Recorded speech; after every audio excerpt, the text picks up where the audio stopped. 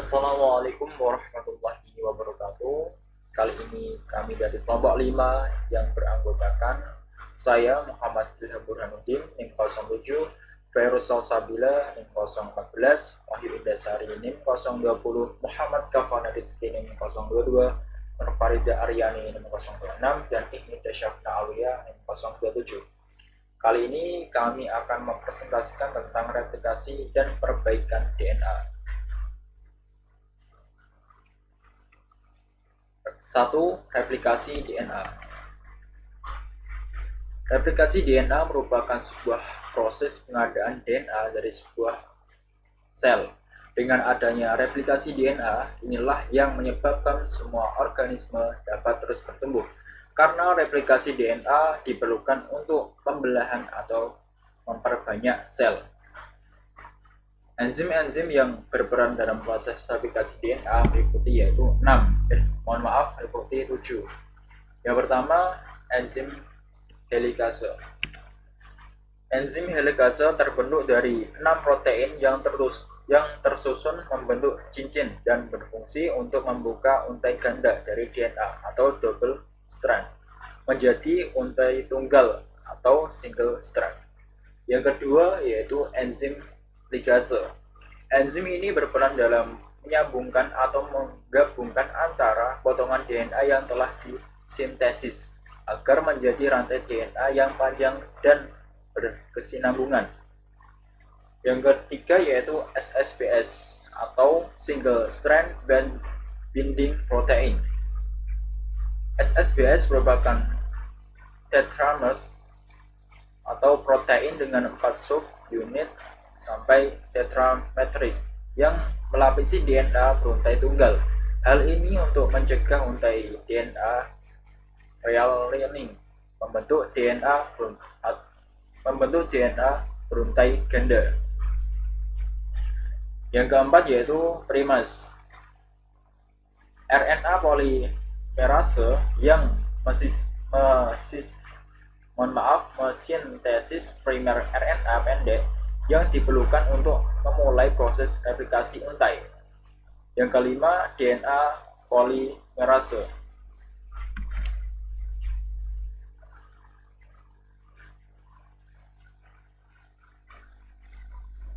atau DNA polymerase. Enzim terbentuk tangan yang menguntai nukleotida bersama untuk membentuk sebuah untai DNA. Yang keenam, sliding clamp. Proses aksesoris yang memegang atau menahan DNA polimerase pada untai DNA setelah replikasi. Yang ketujuh yaitu RNase H. RNase H menghilangkan primer RNA yang sebelumnya digunakan untuk sintesis untai DNA. Nah, selanjutnya akan dipresentasikan oleh teman saya. Baik, saya Fairusal Sabila NIM 14 akan melanjutkan presentasinya, yaitu tentang tahapan replikasi DNA. Pada tahapan ini terdiri dari 2 tahapan. Yang pertama, inisiasi, dan yang kedua, elongasi. Tahapan inisiasi adalah terikatnya RNA polimer pada rantaian DNA. Lalu RNA polimer akan memisahkan rantai ganda DNA dan menyiapkan template atau cetakan untaian tunggal untuk ditranskripsi.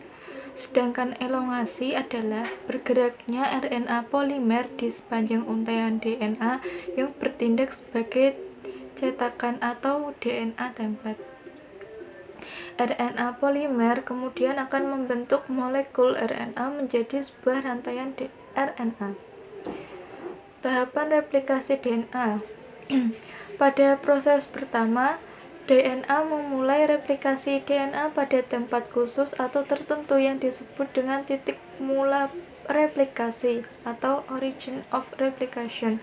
Pada sel prokaryotik biasanya origin of replication hanya satu titik pada setiap DNA yang direplikasi.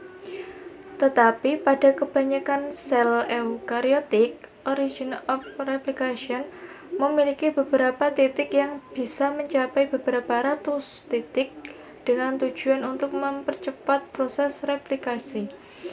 Mula-mula enzim helikase membuka untai DNA menjadi dua bagian yang dimulai dari origin of replication. Pembukaan ini berlangsung terus-menerus sampai proses replikasi selesai dari arah 5 aksen menuju ke 3 aksen.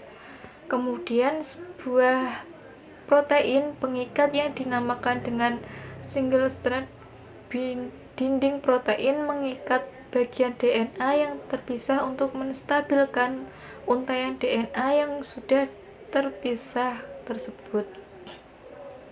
Setelah terjadi pembukaan oleh enzim helikase dan protein pengikat melaksanakan tugasnya, maka DNA akan terbagi menjadi dua, yaitu bagian yang dinamakan dengan leading strand dan lagging strand. Kedua bagian ini memiliki cara yang berbeda dalam proses replikasi DNA yang terjadi. Leading strand memulai proses replikasi dari arah 3 aksen menuju ke 5 aksen yang dibantu oleh enzim DNA polimer untuk melakukan proses replikasi DNA, sehingga terbentuk untai DNA baru dengan arah 5 aksen menuju 3 aksen. Proses yang terjadi di bagian leading strand terjadi dengan sangat mulus tanpa ada hambatan sekalipun. Lagging strand memulai replikasi berlawanan dengan proses replikasi yang terjadi pada bagian leading strand, yaitu dari arah 3 aksen menuju ke 5 aksen. Proses ini diawali dengan tahapan yang dimulai dari enzim primer yang membentuk bagian baru yang dinamakan RNA primer. Proses ini berlangsung terus-menerus, namun pada pembentukan primer ini putus-putus di bagian tertentu. Tahapan selanjutnya, pada DNA polimer memulai tugasnya untuk membentuk bagian-bagian yang terputus tersebut di antara primer DNA yang terbentuk oleh enzim primase. Pada tahapan berikutnya, giliran enzim DNA polimer yang melakukan tugasnya untuk menggantikan primer RNA yang terbentuk dari zeta dengan primer DNA yang dibuat oleh enzim DNA polimer. Pada tahapan yang terakhir, enzim DNA ligase melakukan tugasnya untuk membantu primer DNA yang belum tersambung secara penuh sehingga terbentuk untai DNA baru yang tidak putus-putus. Setelah proses ini berakhir, maka terbentuk dua DNA yang masing-masing DNA terdiri dari untai DNA lama dan untai DNA baru yang baru saja terbentuk. Selanjutnya yaitu perbaikan DNA atau DNA repair. Untuk materi selanjutnya akan dilanjutkan oleh rekan kami. Saya Wahyu Indah-Sari, NIM 020. Saya akan melanjutkan presentasi dari kelompok 5. Yang selanjutnya kita akan membahas tentang DNA repair atau perbaikan DNA. Nah, DNA repair ini merupakan suatu mekanisme perbaikan DNA yang mengalami kerusakan atau kesalahan yang diakibatkan oleh proses metabolisme yang tidak normal, radiasi dengan sinar UV, radiasi ion, radiasi dengan bahan kimia, atau karena adanya kesalahan dalam replikasi DNA. Nah, perbaikan DNA ini umumnya ditempatkan dalam 4 kategori besar. Yang pertama ada damage reversal. Kita akan membahas mengenai photoreactivation. Lalu yang kedua ada excision repair. Kita akan membahas mengenai base excision repair, nucleotide excision repair, dan juga mismatch repair. Lalu yang ketiga ada double strand break repair. Lalu yang keempat ada post replicative repair. Kita akan membahas mengenai direct protein dan juga SOS response. Yang pertama ada damage reversal atau pembalikan kerusakan. Kita akan membahas tentang photoreactivation. Nah, perbaikan photoreaktivasi ini merupakan sistem perbaikan DNA di mana DNA rusak oleh paparan sinar UV diperbaiki oleh paparan ulang DNA ke cahaya tampak. Jadi pada perbaikan fotoreaktivasi ini DNA-nya itu rusak disebabkan karena paparan sinar UV. Nah, lalu DNA ini diperbaiki dengan paparan ulang DNA ke cahaya tampak, di mana efek radiasi UV ini pada sel itu dapat berbalik dengan bantuan enzim fotoliase di bawah aksi cahaya tampak. Baik, presentasi selanjutnya akan dilanjutkan oleh rekan saya, Kavana. Terima kasih. Assalamualaikum warahmatullahi wabarakatuh. Nama saya Muhammad Kavana Rizky, NIM 022 akan melanjutkan presentasi dari kelompok 5 tentang biokimia.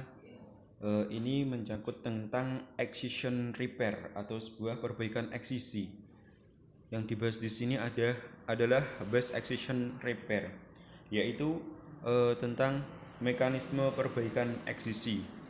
Itu ada hanya satu basa yang rusak dan digantikan dengan yang lain. Basa-basa DNA dapat dirusak melalui deaminasi. Tempat kerusakan basa tersebut dinamakan dengan abasic site atau AP site.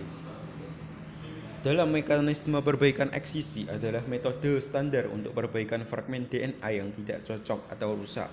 DNA polimerase dapat memulai sistem DNA dari ujung 3 aksen pada kerusakan atau ketidakcocokan dalam fragmen DNA. Apa sih efek daripada kerusakan DNA yang berbasis eksisi itu? Kerusakan DNA pada berbasis eksisi itu adalah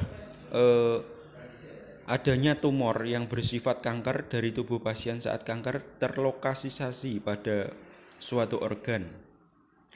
Ini yang dimaksud. Yang selanjutnya adalah ini dinamakan dengan abasic site atau AP site. Dalam biokimia dan genetika molekuler, AP site juga dikenal sebagai situs abasik. Itu adalah lokasi dalam DNA yang tidak memiliki purin atau pangkalan pirimidin baik secara spontan atau karena kerusakan DNA. Nah, selanjutnya adalah nucleotide excision repair, yaitu memotong pada bagian atau salah satu segmen DNA dari DNA yang mengalami kerusakan. Kerusakan nukleotida yang disebabkan oleh sinyal UV sehingga terjadi kesalahan pirimidin dimer atau kesalahan dua basa tetangga. Ya, dari saya mohon maaf, terima kasih.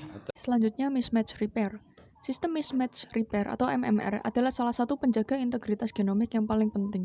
Ini meningkatkan kesetiaan replikasi DNA, membatalkan rekombinasi yang tidak sah, dan mempengaruhi hasil dari beberapa proses metabolisme DNA lainnya.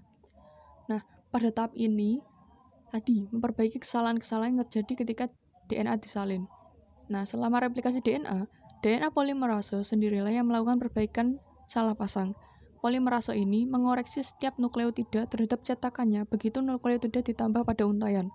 Dalam rangka mencari nukleotida yang pasangannya tidak benar, polimerase memindahkan nukleotida tersebut, kemudian melanjutkan kembali sintesis.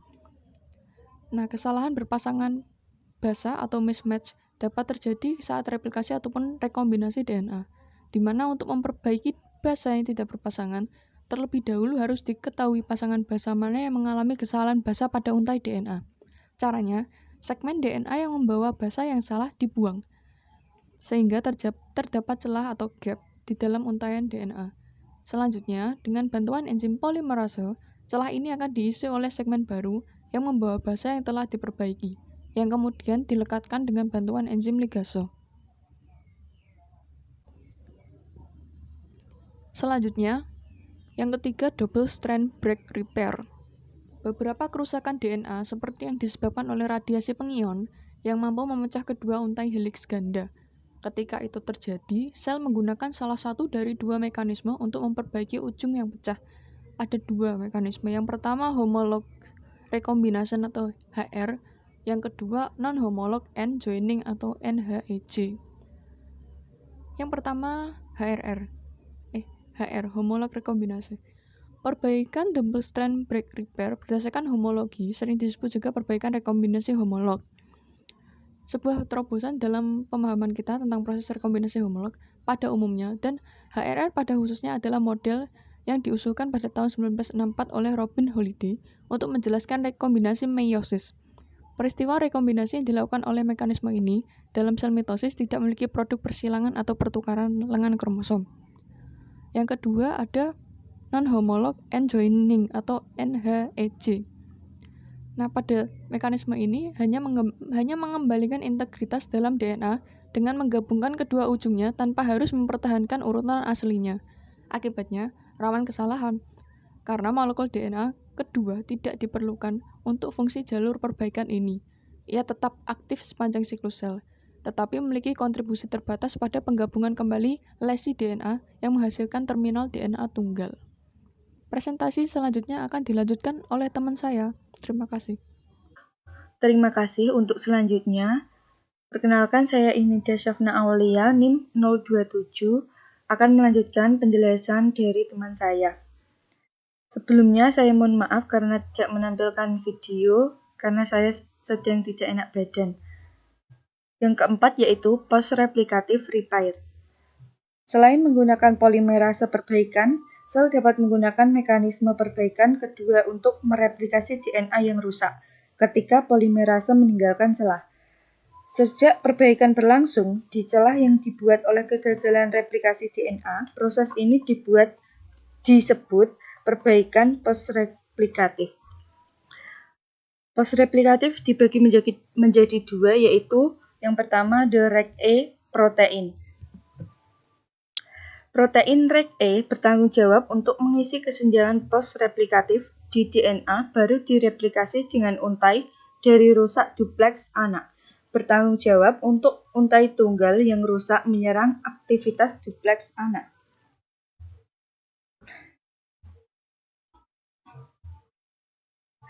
Proses gap mengisi kemudian menyelesaikan kedua untai. Garpu mereplikasi dengan celah di untai keturunan di wilayah dimertimin. Protein REC-A bertanggung jawab untuk untai tunggal yang rusak menyerang aktivitas duplex anak. Endonuklease kemudian membebaskan double helix yang berisi dimertimin, DNA polimerase 1, dan ligase DNA kembali baik helix anak untuk utuh. Timin dimer masih ada, tapi sekarang duplex utuh. Dan siklus sel lain adalah tersedia untuk photoreactivation atau excision repair untuk menghapus dimer. Protein REC-A memiliki dua sifat. Pertama, lapisan single strand. DNA menyebabkan single strand DNA untuk menyerang double strand DNA. Single strand DNA mencoba untuk membentuk pasangan basa komplementer dengan untai antiparalel dari double strand DNA, sementara menggusur untai lain dari mekanisme helix. REC-A terus bergerak single strand DNA sepanjang DNA untai ganda sampai daerah homologi ditemukan. Sifat kedua dari protein REC-A adalah jika dirangsang oleh adanya single strand DNA, hal itu menyebabkan penekanan autokatalis lain yang disebut LEX-A. Dengan demikian, memulai beberapa urutan reaksi. Yang kedua, SOS response. Perbaikan post-replikatif merupakan bagian dari reaksi sel yang disebut SOS response. SOS response adalah jalur perbaikan DNA yang dapat diinduksi dikendalikan oleh dua regulator utama, LEX-A represor dan REC-A sebuah penginduksi. Respon tersebut diinduksi oleh peningkatan ssDNA intraselular dihasilkan ketika DNA polimerase terhenti pada lesi sementara helikase terus membuka DNA. Sel E. coli terkena jumlah yang berlebihan dari sinar UV, mutagen lainnya atau agen yang merusak DNA, atau ketika DNA replikasi dihambat, kesenjangan diciptakan di DNA. Keberadaan single strand DNA ini, protein REG-E berinteraksi dengan protein LEX-E. Protein LEX-E biasanya merepresi sekitar 18 gen, termasuk dirinya sendiri. Gen lain yaitu REG-E, UVR-E, UVR-B, UVR-D, SUL-E, SUL-B,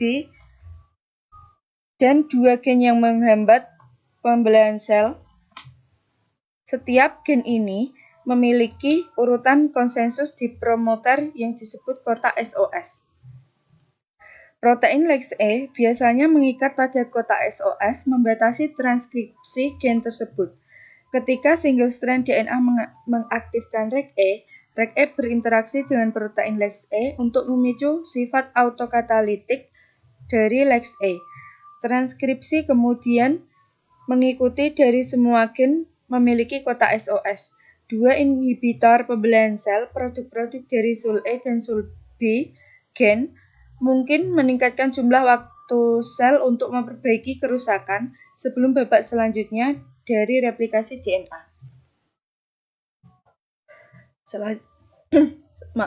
Selanjutnya ada video animasi untuk replikasi DNA dan DNA repair. Silahkan bisa dilihat ya dan disimak. Terima kasih. Sekian untuk kelompok 5 dengan materi DNA repair dan replikasi DNA. Jika ada kesalahan, kami mohon maaf yang sebesar-besarnya. Wassalamualaikum warahmatullahi wabarakatuh.